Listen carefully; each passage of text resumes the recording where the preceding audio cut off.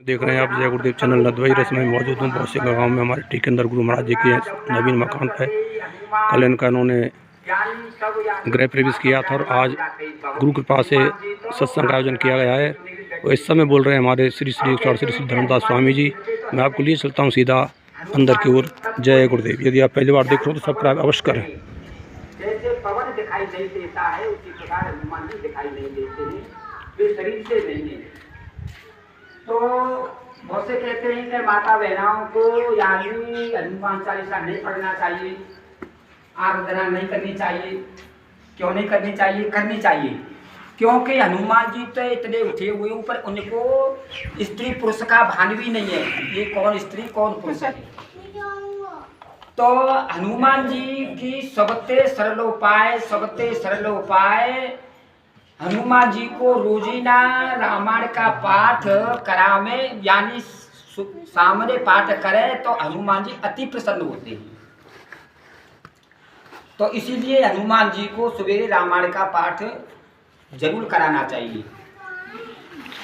तो कर्म करने का अधिकार यानी जीव का है और उसको जो फल देने का अधिकार यानी परमात्मा का है, ईश्वर का है।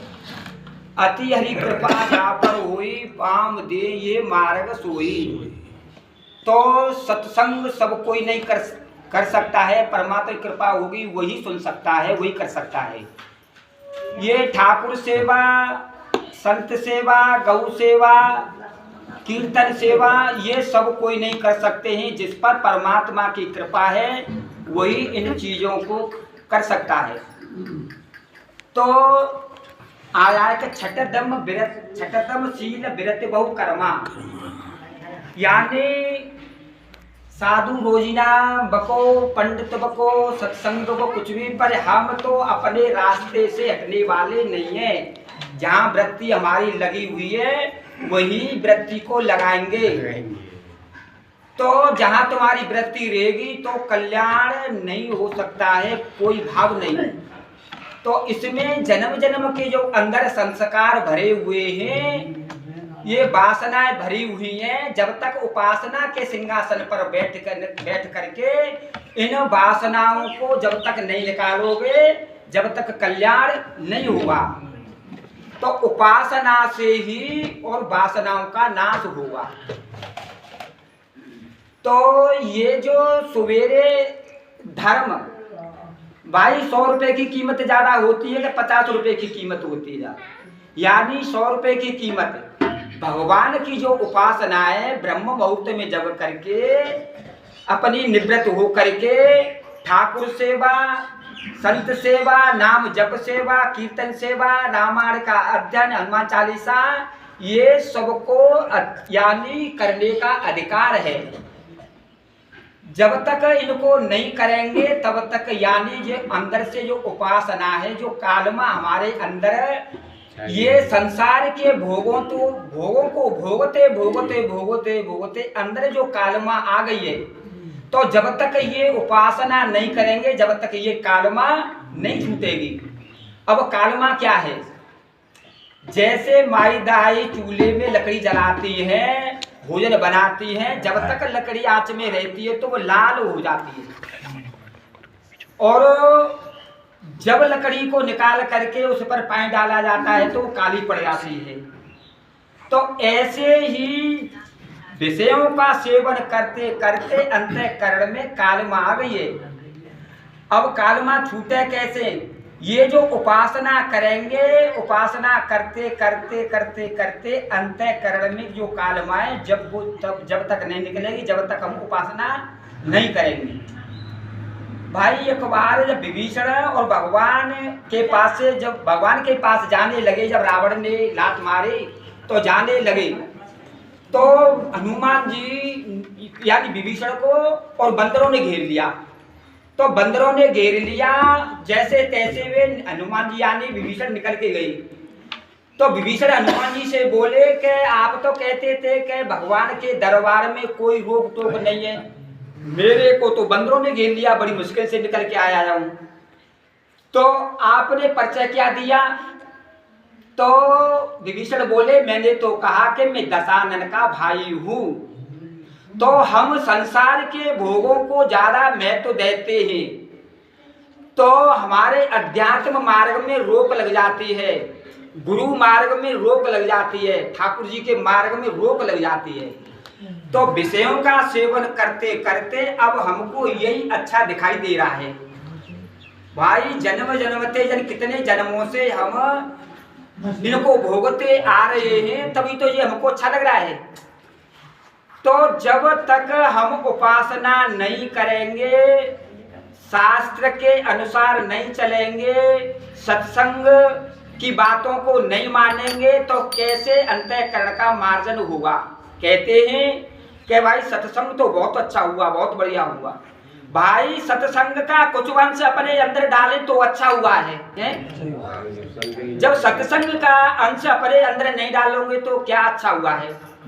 हम रामायण भागवत गीता पढ़ते पढ़ते 100 पोत्र निकाल लें, लाखों पोत्र निकाल लें, जब तक उनका अंश अपने अंदर नहीं डालोगे तो जब तक हमारा कल्याण नहीं होने वाला है।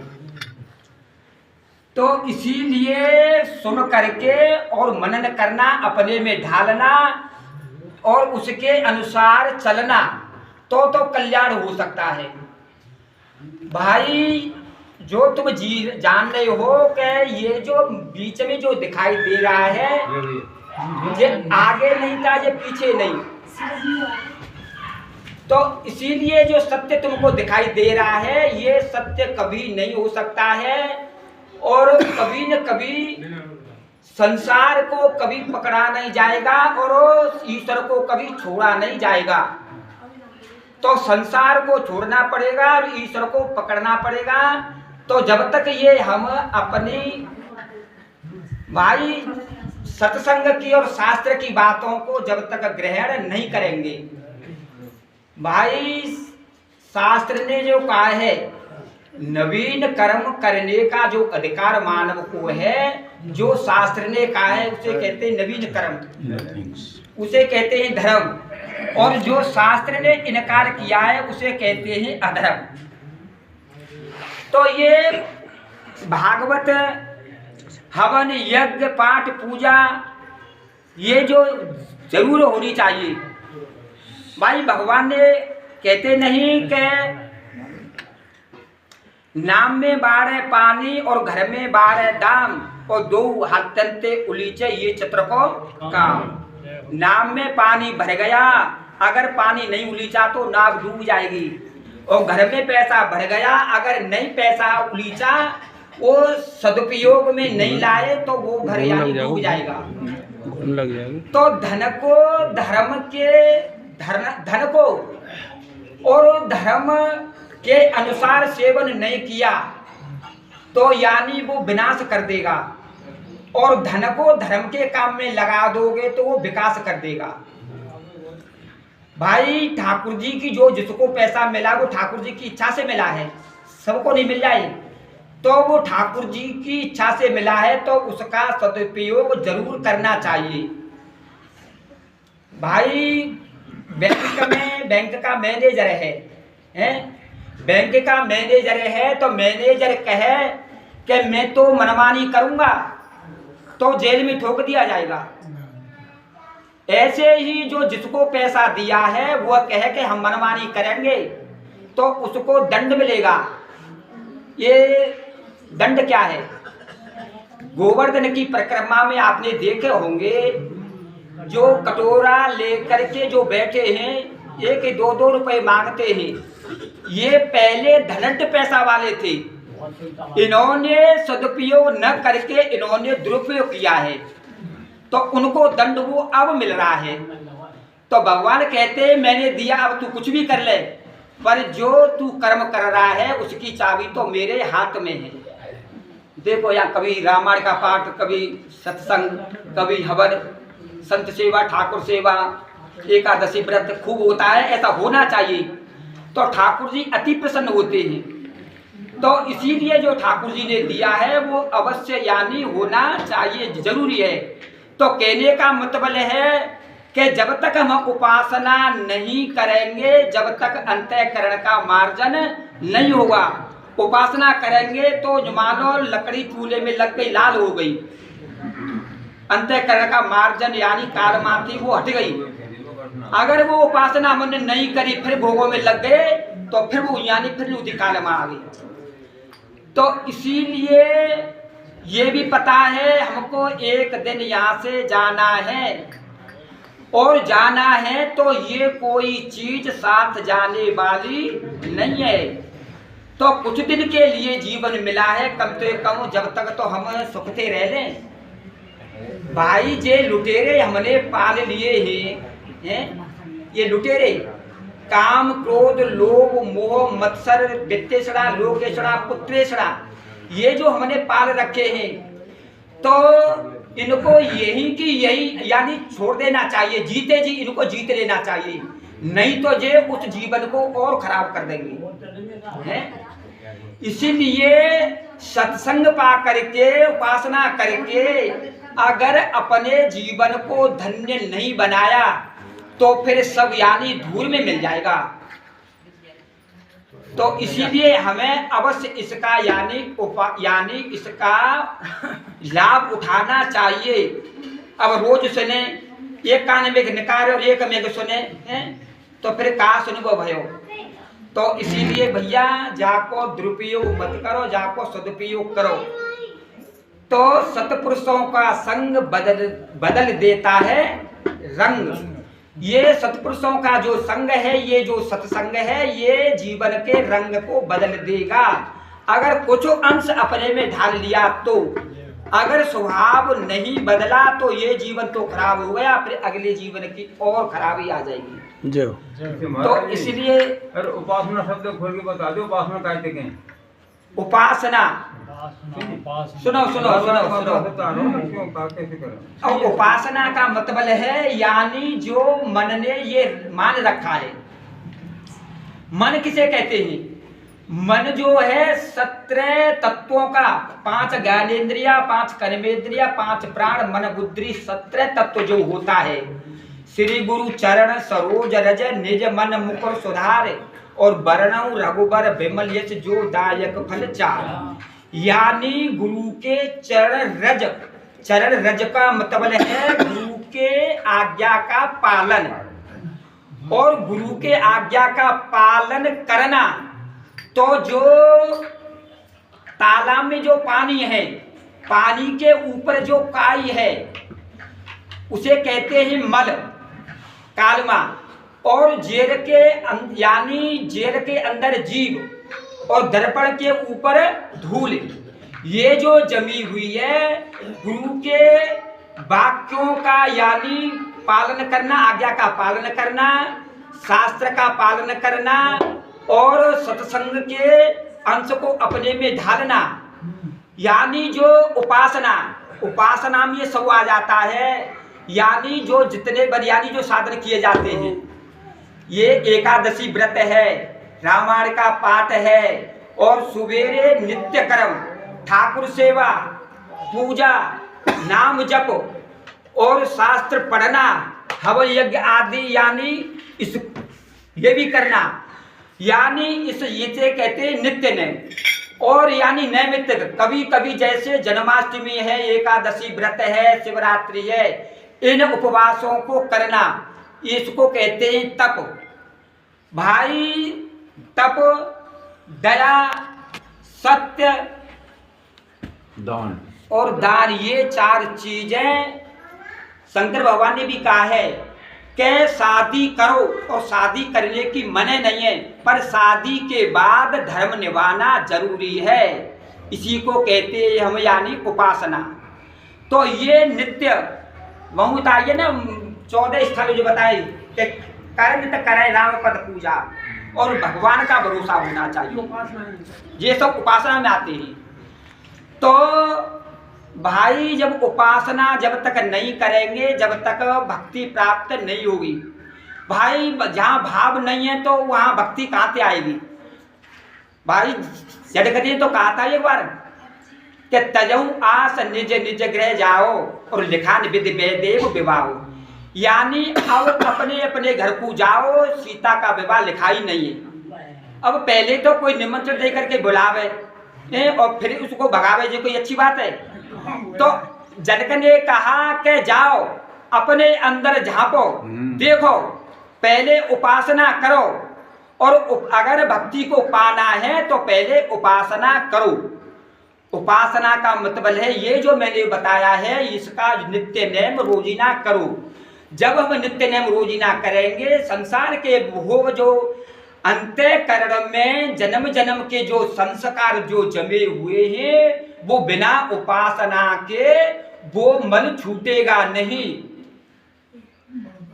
तो राम नाम रूपी खुरचना और शरीर रूपी पतीली और जन्म जन्म के जो पाप हैं, जो मल हैं, यानी खुरचनी, तो राम नाम रूपी जो खुरचना है, जो कीर्तन है, जन्म जन्म के जो मल हैं, पाप है, वो जो खुरचनी है, जो दूध की जो दरिया की जो खुरचनी है, खुरचना ऐसे निकाल के फेंक देगा जैसे राम नाम रूपी खुरचना अंतःकरण के मार्जन को साफ कर देता है।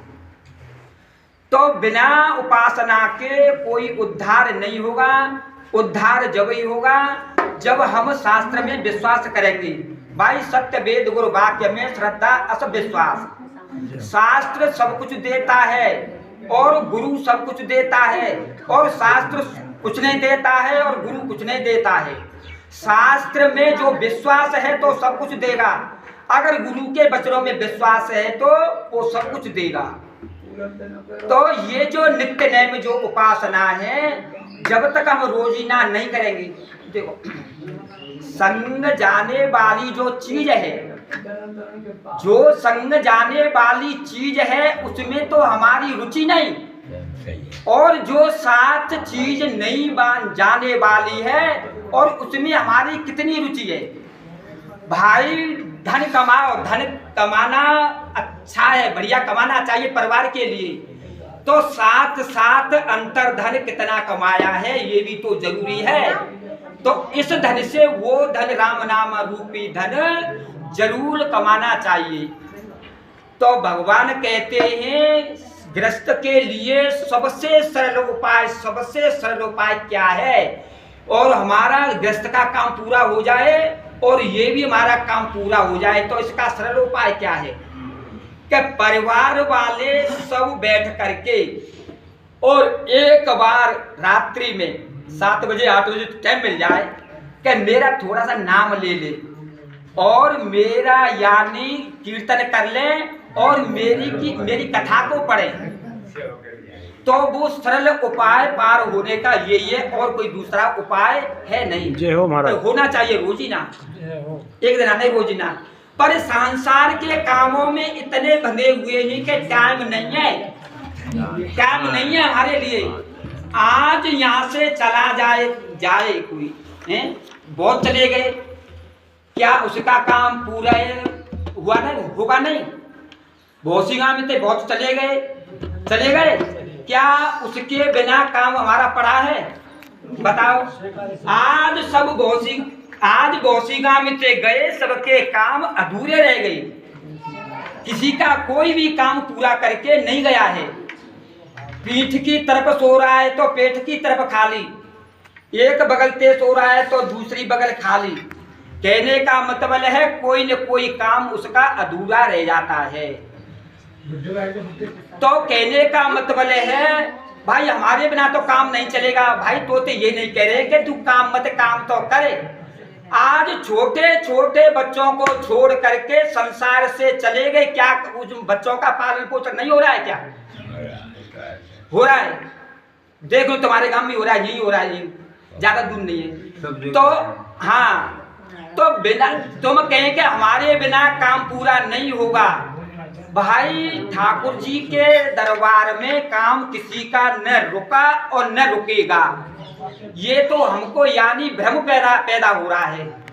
तो आज मानव प्रमाद में, आलस्य में इतना हो रहा है, यानी खुशी हो रहा है, आलस ये पता नहीं कि ऊपर से सर्प रूपी काल यानी चढ़ा आ रहा है। जाने अतिथि की और इस काल की कोई आने की वो है क्या है, कोई टाइम नहीं है। जीवन देख लो, कल परसों गए तो बहुत गए, तो इसको जाने में कोई देरी नहीं है। अतिथि जाने कब आ जाए, ये काल रूपी कब धसले। एक दिन निकलता जा रहा है और काल रूपी सर्प यानी चढ़ता जा रहा है हमारे ऊपर। काल नजदीक आ रहा है। तो भैया विचार तो करो कम से कम, जब अब ये जो अनमोल जीवन है ये जवानी से ही होती है, यौवन से ही शुरू होती है। ये जन्म तुझे अनमोल मिला, बर्बाद न कर, बर्बाद न कर। तो फिर क्या करें, तो कर मन को अमल हरि को सुमिर, उत्पादन कर, उत्पादन कर। ये जन्म तुझे अनमोल मिला, बर्बाद न कर, बर्बाद न कर। ये जो अनमोल जीवन मिला है ये बर्बाद करने के लिए नहीं मिला है। दुख जो तुझको मिलता है ये कर्मों का लेखा चुकता है। ये जो दुख यहाँ पर तेरे को मिल रहा है ये तेरे कर्मों का हिसाब किताब यानी लग रहा है। तो फरियाद न कर, फरियाद न कर। ये जन्म तुझे अनमोल मिला, बर्बाद न कर, बर्बाद न कर। पहले जो तूने दिया है अब जो तुझको मिलता है, जो पहले तू जो दे करके आया है अब यहाँ पर अब ये तुझको मिल रहा है। उत्पादन कर, उत्पादन कर। ये जन्म तुझे अनमोल मिला, बर्बाद न कर, बर्बाद न कर। भाई जो भगवान ने दिया है उसी में संतुष्टि रखो। वो जितना तुमको मिलेगा वो तो मिलेगा, इसमें कोई हीला नहीं है। भाई बैंक में तुम्हारा अकाउंट है और तुम्हारा दुश्मन क्यों न हो उसको भी देना पड़ेगा। अगर बैंक में तुम्हारा अकाउंट नहीं है तो सगा भाई क्यों न हो वो भी नहीं दे सकता है।